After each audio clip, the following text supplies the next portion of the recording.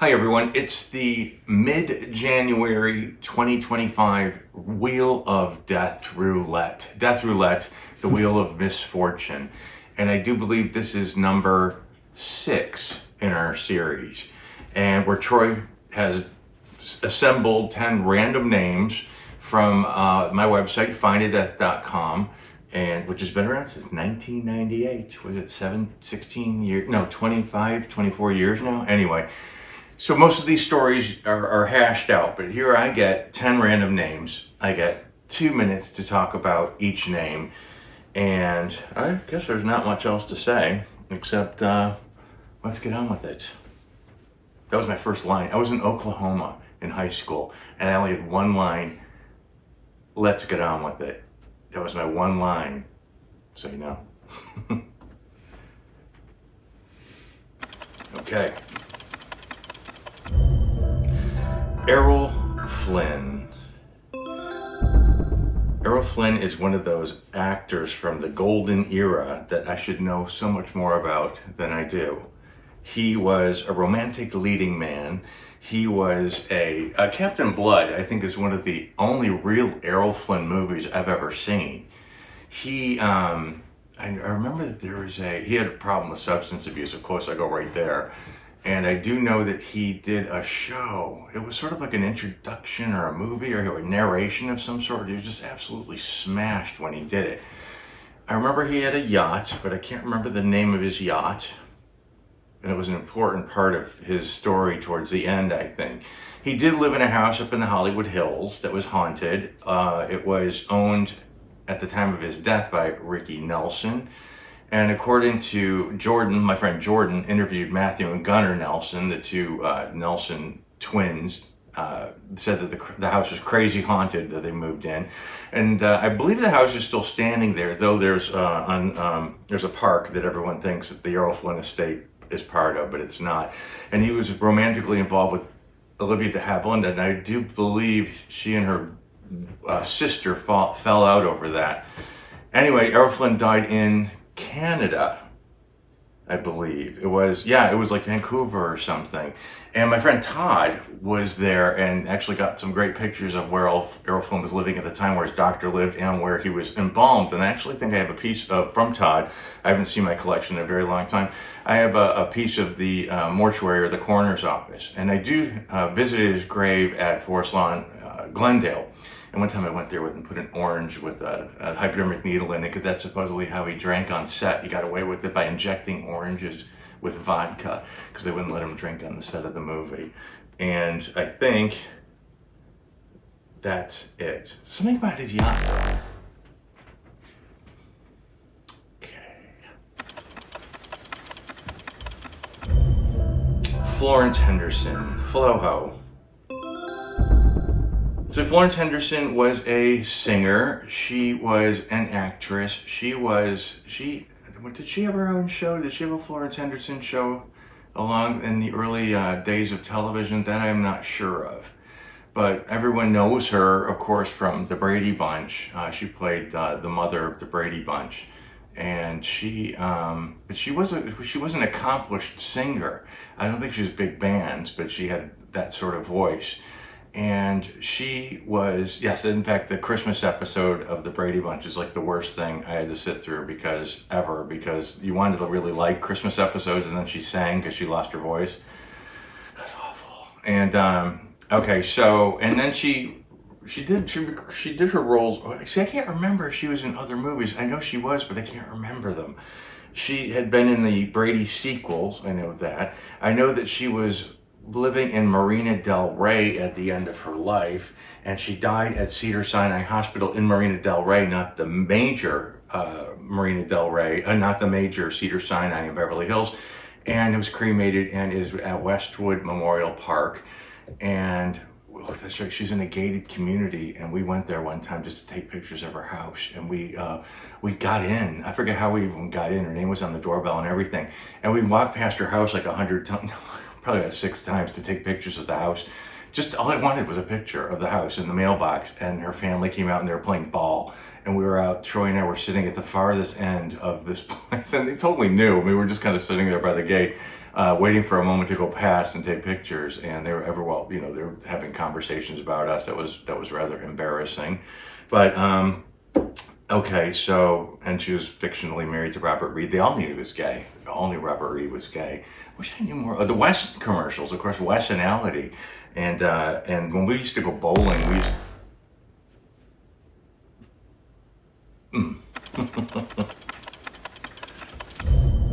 Alice Pierce. Oh, poor Alice Pierce. Oh, Alice Pierce. Alice Pierce is one of those actresses who are of the, Mary Wixie, Lorene Tuttle. So many of those actresses back in the day had these crazy outrageous. Kathleen Freeman. They all these outrageous. They pull faces. They always played supporting roles, maids, housekeepers, or whatever. And she was most famous. Alice Pierce was famous for being the first Gladys Kravitz when the TV show Bewitched happened. And I'm sure she'd been in 100 different things, but that's how everyone knows her. And she was in Bewitched until she died. In fact, I think that she filmed a couple of episodes of Bewitched when she was very, very ill. And I think that Elizabeth Montgomery spoke at her funeral, I think, or I might have it confused with Marion Lauren, who won an Emmy as Aunt Clara, after she died, a posthumous Emmy.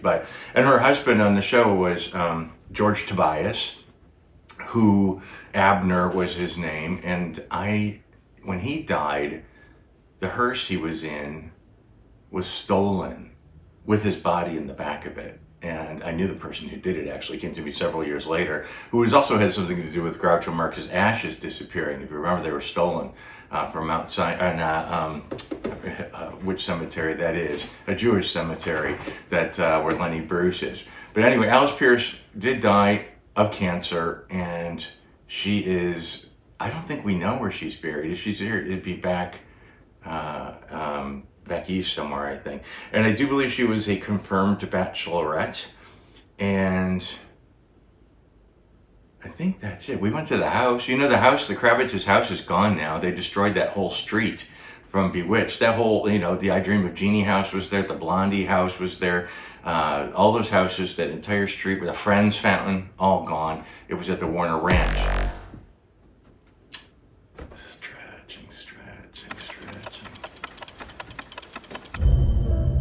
James Brown.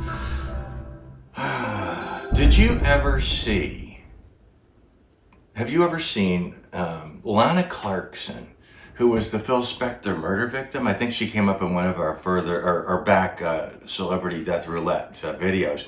She was the blonde woman who was murdered by Phil Spector, and she had an audition tape. And if you search out this audition tape, she's in total blackface. She's doing James Brown. At that time where it was an impersonation, it wasn't as offensive as it would be nowadays. And I think she had a wig on, and she had like this, they're pumping water into her forehead to make it look like he was sweating, because he was always what was his name? Not Mr. Show Business, the hardest working man in show business, I think, was James Brown's name. I love him in the Blues Brothers movie. I thought he was terrific in that as the preacher. Do you see the light? Talking to Jake Blues. And that was an awesome scene, which was filmed in a church in Chicago. That was near where I used to go take the train. Anyway, so James Brown, I know that he died, and I knew that his family were fighting over his estate. They always, so many people is always fighting over estates when there's a lot of money. And he was on ice in his house for like months and months afterwards. And I don't know if that was another one of those things where they changed his clothes all the time, like they did it with Aretha Franklin. But because she was laying out, and they like every day they changed her clothes, which was kind of cool. But anyway, he finally is buried, I believe, in a mausoleum on his estate. And I don't know if the family ever settled any of that business. Speaking of singers of that era, I'm reading Little Richard's book right now. If you get a chance to it is, I don't know the author. His author's name is White, I think is his last name, and it is vulgar and hilarious.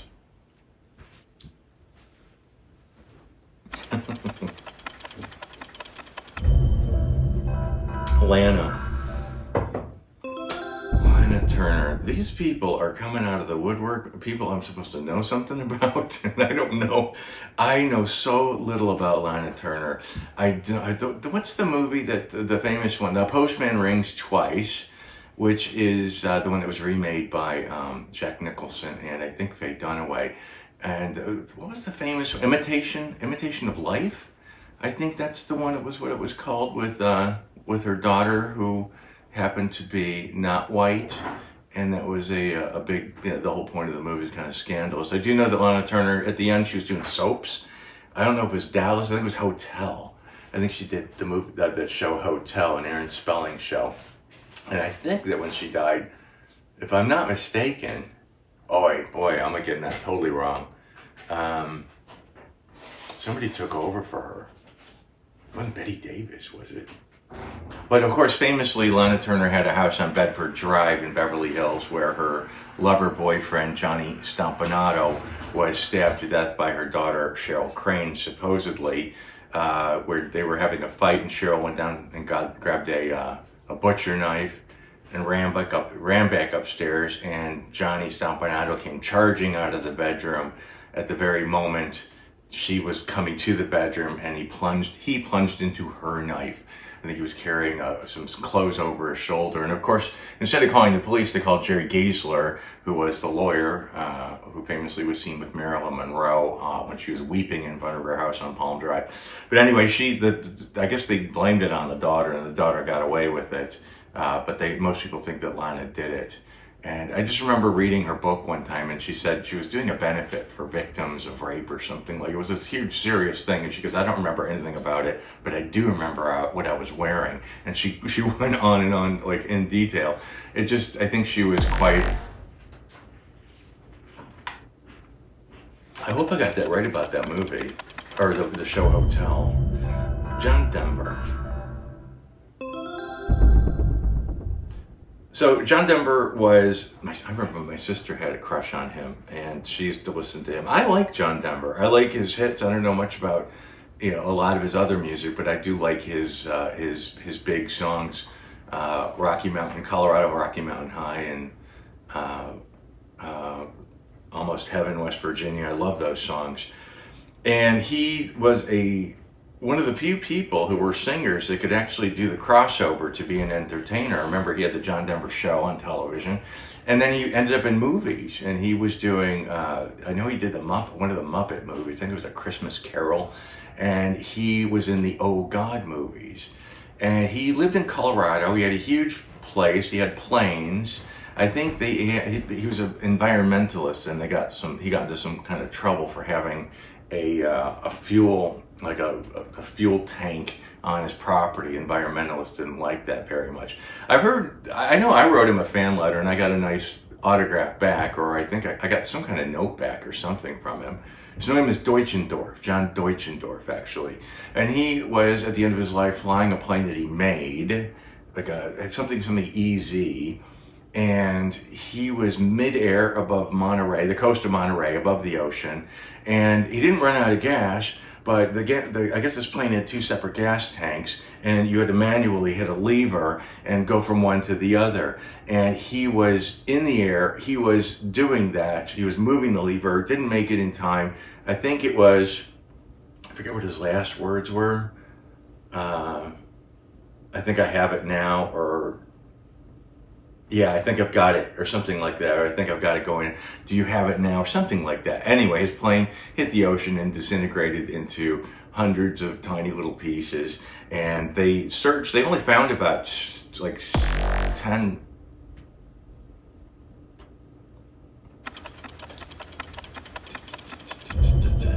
Penny Marshall, wasn't it funny? I was just thinking about her because, well, Rob Reiner, they were married. She was on The Odd Couple. She played the secretary in The Odd Couple. Then she got, of course, Laverne and Shirley. And I remember, well, of course, Laverne and Shirley was a huge hit show, spin-off of the show Happy Days, co-starring Cindy Williams, who I guess they had a problem because Gary Marshall was her brother who was producing the show, and she was the star of it, and Cindy Williams felt like she was pushed out, so she actually quit the show, and it went on as just the Laverne show, I think, for a while. It was a Laverne and Shirley, but I think it was only Laverne on it. But she quit, and I know that she and Penny Marshall didn't speak for many, many years, and I think they finally made up towards the end of Penny's life. I know that it was really famous that she and Penny Marshall and Carrie Fisher used to celebrate their birthdays together. And it was like written in People magazine and stuff like that. There was the annual Penny Carrie birthday party. But I asked Carrie Fisher, yes, and, about that, and she said, no, it was never a big deal like that. I mean, we were friends, but we weren't like bestie friends of all times, and she wasn't being nasty about it. But she just said it wasn't like that. I mean, I take that for what it's worth, but it was nothing nasty. But she just said the press made it more into a bigger thing than it was. And Penny Marshall, she has a daughter in the business. Her estate sale was really good. She had some really cool things for sale. She lived right above by the Magic Castle, I think, up in the hills. I believe it was right over there. And she died of cancer as well. And she is buried at Forest Lawn Hollywood Hills. I would believe there's a big L on her memorial plaque, and not very far from her brother Gary Marshall. And I'm trying to think if Penny Marshall ever did actual movies. I'm sure she did. But it's hard to come up with this stuff. Roy Scheider. So apparently, Roy Scheider was in a movie that wasn't Jaws. No, actually, I do know that he was in The French Connection. I remember he was in a movie called The Sorcerer, I think. I think that's what it was called. There's this cool bank at the corner of Hollywood Boulevard and Vermont. Vermont and Hollywood. It's a Bank of America, and behind it is this huge mural. It's probably 50 feet long of Hollywood back in the 70s. And this particular Roy Scheider movie was on the marquee. I love that. It's one of my favorites, and they wouldn't let me take a picture of it because it's in a bank.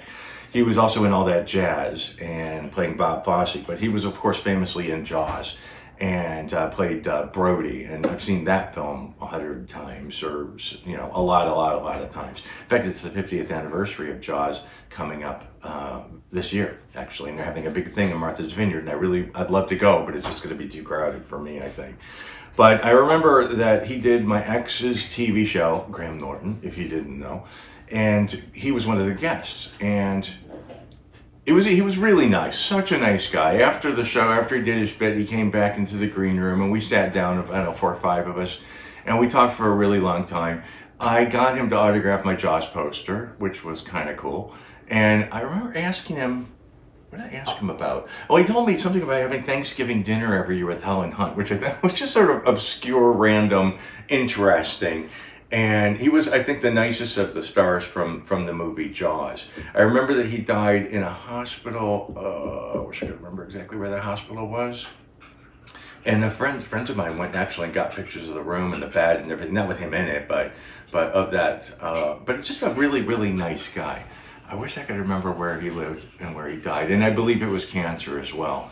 He was a guy that was so thin, but not.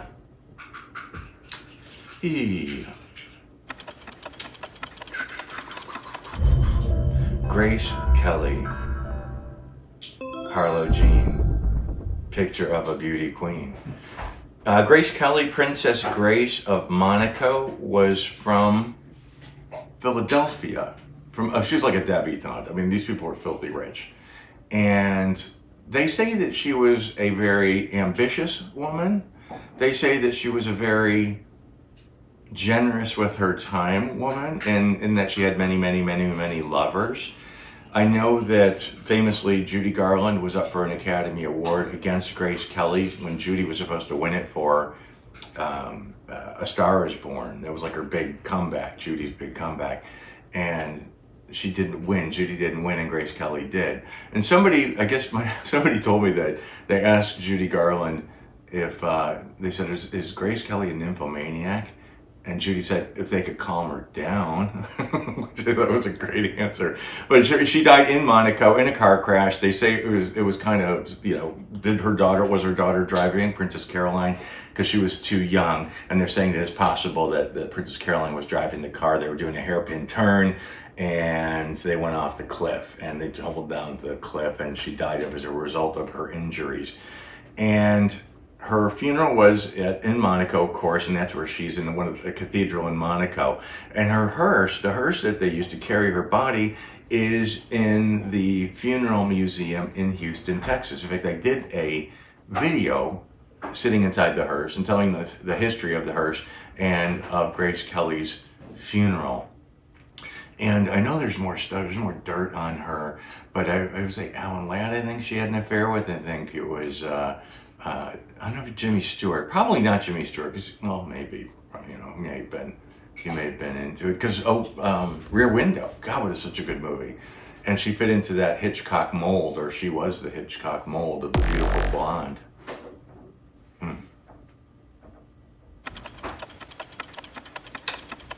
What's next? What's Irene Gibbons?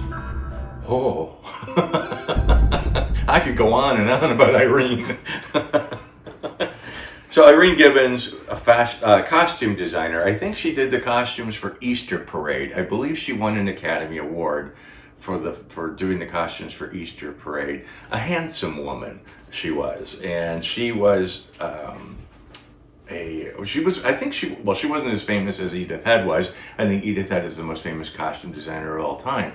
But Irene was good friends with, I believe, Debbie Reynolds, and Irene. I do know, the most famous story about Irene is that she supposedly had a love affair with oh my God, what's his name? The cowboy, Gary Cooper. And supposedly was heartsick over their affair ending. And she was at the Hollywood Roosevelt Hotel on Ivar Street in Hollywood. And I don't think she had a suicide note, but I know she downed a bottle of Smirnoff and jumped out of her 11th floor window, landing on the awning.